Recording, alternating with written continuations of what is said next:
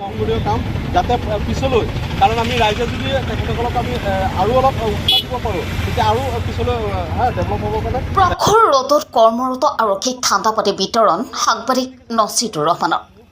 সাধাৰণ ৰাইজৰ সেৱাৰ্থে প্ৰশাসনে সদায় নিস্বাৰ্থভাৱে কৰ্ম কৰি আহিছে।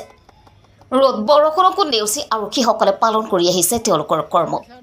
এই প্ৰচণ্ড গৰমত মৈৰাবাৰী আৰক্ষী থানাৰ একাংশ কৰ্তব্যৰত আৰক্ষীক আজি মৈৰাবাৰী প্ৰেছ ক্লাবৰ জ্যেষ্ঠ সাংবাদিক নছিদুৰ ৰহমানে ঠাণ্ডা পানী বিতৰণ কৰি আংশিক সেৱা কৰা পৰিলক্ষিত হৈছে।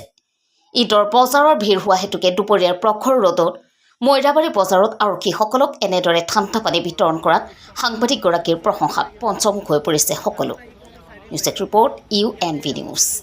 সংসদীয় কাম যাতে পিছলৈ, কাৰণ আমি ৰাইজে যদি তেখেতসকলক আমি আৰু অলপ উৎসাহ দিব পাৰোঁ তেতিয়া আৰু পিছলৈ ডেভেলপ হ'বৰ কাৰণে তেখেতসকলে চিন্তা কৰিব। সেই উপলক্ষে মই এজ এ সাংবাদিক হিচাপত তেখেতসকলক মোৰ ফালৰ পৰা ঠাণ্ডা পানী এবটল জনাই আছোঁ।